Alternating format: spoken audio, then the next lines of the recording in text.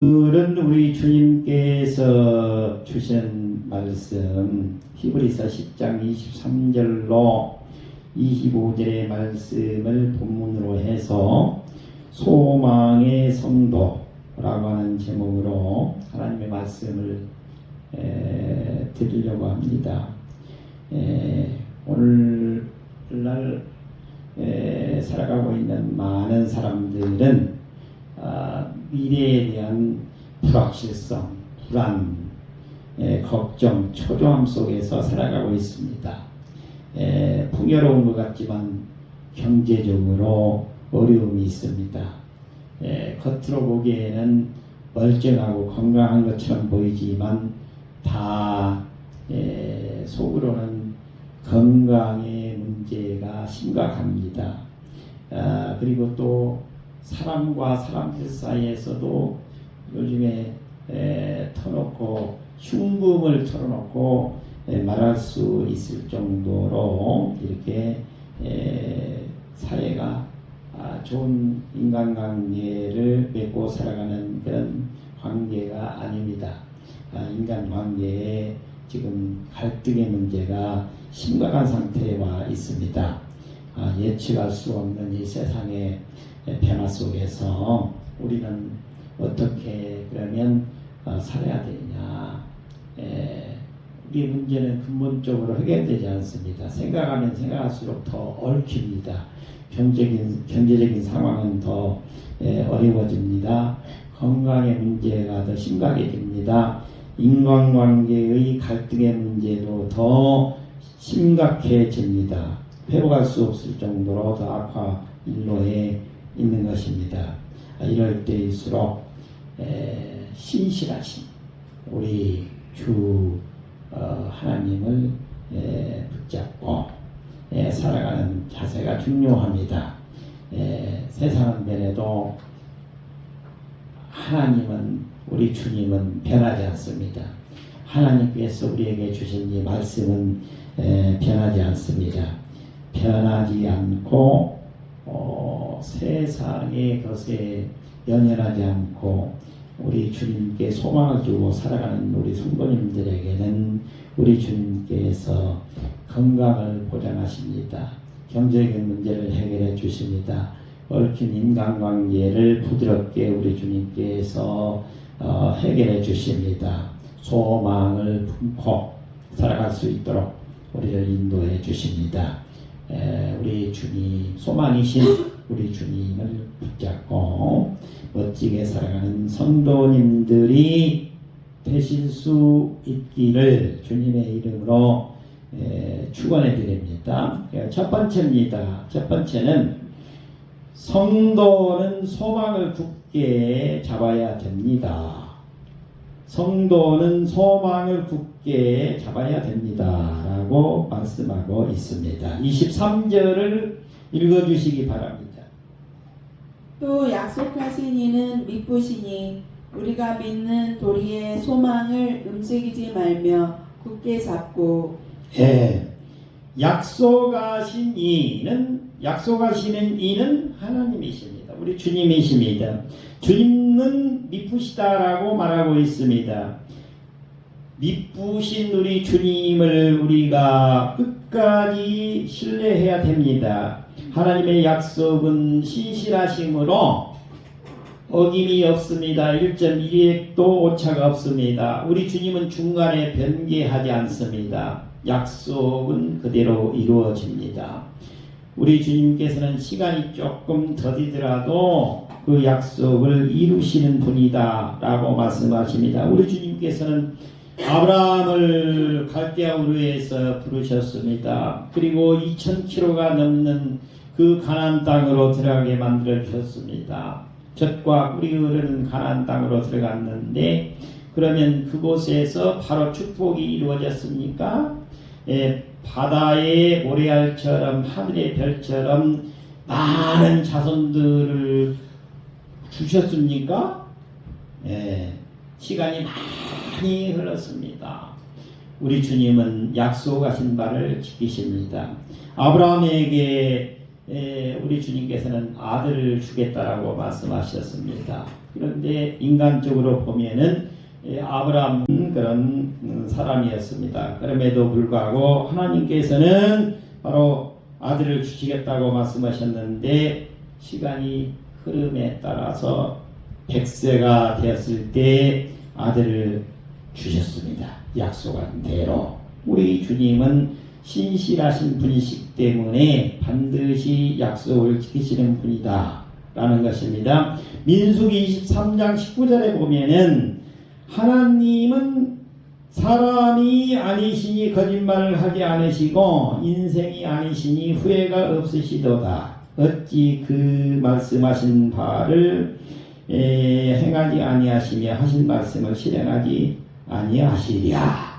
우리 주님은 신실하신 분이십니다. 약속을 해놓고 행하지 않으시는 그런 거짓 하나님이 아니십니다. 세상 사람들은 약속을 해도 환경이 변하면 그 약속을 언제 했느냐 하고 어기지 않습니다. 그러나 우리 주님은 약속하신 내용은 반드시 이루시는 분이십니다. 신실하신 분이십니다. 우리가 약속하신 우리 하나님을 믿고 믿는 보리의 소망을 흔들리지 말고 굳게 붙잡고 살아가야 된다 라고 말씀하고 있는 것입니다. 믿는 도리의 소망을 움직이지 말고 굳게 잡고 살아가라고 우리 주님께서는 약속하고 있는 것입니다. 우리가 시작할 때 확신한 것을 끝까지 견고히 잡고 있으면 그리스도와 함께 참여한 자가 된다. 우리 주님께서 우리를 보증하시고 중보하셔서 하나님의 완전한 자녀가 될 수 있도록 만들어 주십니다. 좋으신 우리 예수 그리스도의 손을 꼭 움켜쥐는 것만이 우리가 이 유혹도 많고 시험이 많은 이 세상에서 승리할 수 있는 바로 길이다 라고 말씀하고 있습니다. 따라서 소망을 굳게 붙들고 삶을 끝까지 살아야 된다는 것입니다. 신실하신 우리 주님, 우리 주님이 다시 오실 그날까지 우리 주님의 손을 붙잡고 인내하면서 소망을 품고 살아가는 우리 성도님들이 되실 수 있기를 주님의 이름으로 축복해 드립니다. 항구에 큰 폭풍이 몰아쳤습니다. 많은 배들이 파도에 떠밀려 서로 부딪히고 어떤 배는 밧줄이 끊어져 바다로 떠내려갔습니다. 그러나 한 척의 배만은 거센 파도 속에서도 조금도 떠내려가지 않았습니다. 폭풍이 지나간 후에 사람들이 선장에게 물었습니다. 선장님, 어떻게 그 배만 무사할 수가 있었습니까? 선장은 미소를 지으며 말했습니다. 우리가 특별히 배가 튼튼해서가 아닙니다. 보이지 않는 바다 밑에 단단한 바위에 닷을 깊이 내렸기 때문입니다. 파도는 배를 흔들었지만 닷은 흔들리지 않았습니다. 우리의 신앙도 이와 같습니다. 인생에는 질병의 폭풍, 경제적인 어려움의 폭풍, 사랑하는 사람과의 이별이라는 폭풍이 다가옵니다. 그러나 우리의 소망이 세상에 닥칠 깊이 내는 것이 아니라 신실하신 하나님과 그분의 약속에 닷을 내리고 있다면 아무리 큰 시련이 와도 무너지지 않습니다. 성도의 소망은 눈에 보이는 현실이 아니라 약속을 반드시 이루시는 하나님께 닷을 내린 소망입니다. 그러므로 세상이 흔들려도 성도는 흔들리지 않습니다. 주님의 손을 꼭 붙잡는 것이 흔들리는 배가 닷을 깊이 내리고 있는 것과 같은 이치인 것입니다. 우리의 삶이 흔들리지 않을 수 있는 것은 우리 주님을 꼭 붙드는 것이라는 것을 교훈으로 설명해주고 있는 말씀입니다. 두 번째입니다. 두 번째는 성도는 서로 돌아보고 격려해야 된다라고 말씀합니다. 성도는 서로 돌아보고 격려해야 합니다. 라고 말씀하고 있습니다. 24절을 읽어주시기 바랍니다. 서로 돌아보아 사랑과 선행을 격려하며 성도는 서로를 관심과 사랑으로 돌봐야 된다라고 말합니다. 서로 돌아보아라고 말하는 것은 서로 사랑과 관심을 가지고 돌봐야 된다라고 말씀하시는 것입니다. 우리 교회에 나와서 신앙생활을 하는 우리 성도님들께서는 바로 상대방의 형편을 깊이 살피고 관심을 가지고 사랑으로 살아가야 될 줄 믿습니다. 하나님께서는 우리를 혼자 신앙생활을 하도록 부르지 않으시고 서로를 돌보는 공동체로 바로 불러 세워주셨습니다. 교회 안에는 위로가 필요한 사람, 또 때로 기도가 필요한 사람 등이 찾아오는 곳입니다. 성도는 서로 위로해주고 권면해주고 관심을 표현하면서 서로 사랑을 실천하면서 살아가야 된다라고 말씀해주고 있는 것입니다. 빌립보서 2장 4절의 말씀입니다. 각각 자기 일을 돌볼 뿐더러 또한 각각 다른 사람들의 일을 돌보아 나의 기쁨을 충만하게 하라고 말씀하고 있습니다. 우리 예수 그리스도의 이름으로 교회에 모인 우리 성도들은 사랑과 선행을 격려해야 된다라고 말씀하고 있습니다. 사랑과 선행을 베풀어야 된다라고 말씀하고 있는 것입니다. 교회에 모여서 그냥 세상 얘기하고 또 세상에서 일어나고 있는 어떤 사람의 그런 소문 그런 것을 얘기하는 것이 아니라 이 교회에서는 세상적인 소문을 말하는 것이 아니라 그 어려운 사람을 찾아서 그 사람을 격려해주고 그 사람이 다시 희망을 가지고 소망을 가지고 일어설 수 있도록 사람 살려내는 역할을 하는 것이 바로 이 교회인 것입니다. 그래서 이 교회는 존재의 목적이 이 말씀을 전하는 것도 중요하지만 선행과 구제도 따라서 함께 펼쳐야 되는 것입니다. 우리 교회에서는 어려워도 우리가 지금 선행과 구제를 실천하고 있는 본보기를 지금 보여주고 있다라고 할 수가 있습니다.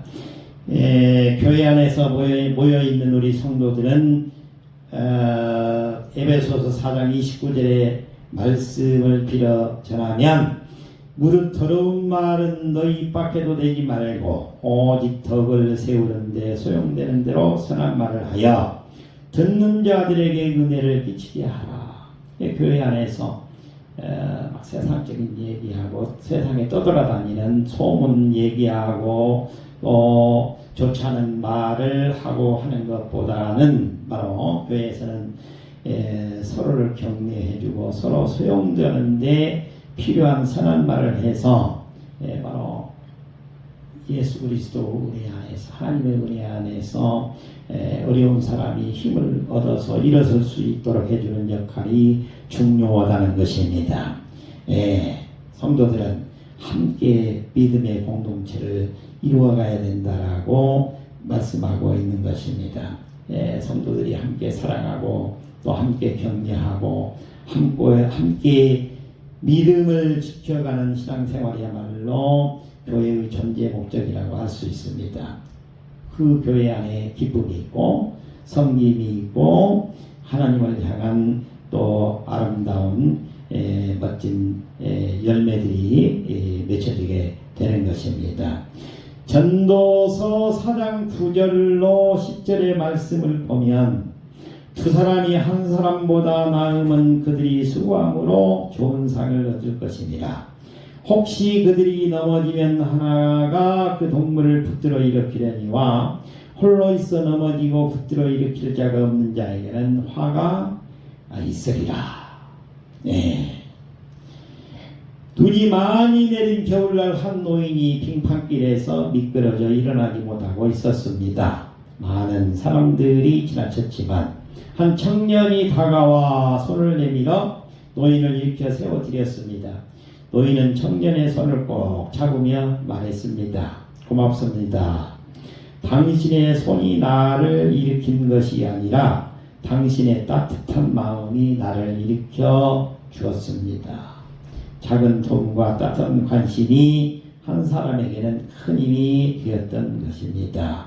바로 24절의 말씀은 서로 돌아보아 사랑과 선행을 격려하며 우리가 주변에 있는 사람들에게 격려하고 또 미래에 대한 소망을 가지고 살아갈 수 있도록 해주는 그 따뜻한 말 한마디가 어려운 사람에게는 큰 힘이 된다는 것을 아시고 우리 주변에 있는 어려운 모든 분들에게 예수 그리스도의 사랑을 따뜻하게 전해야 될 줄 믿습니다.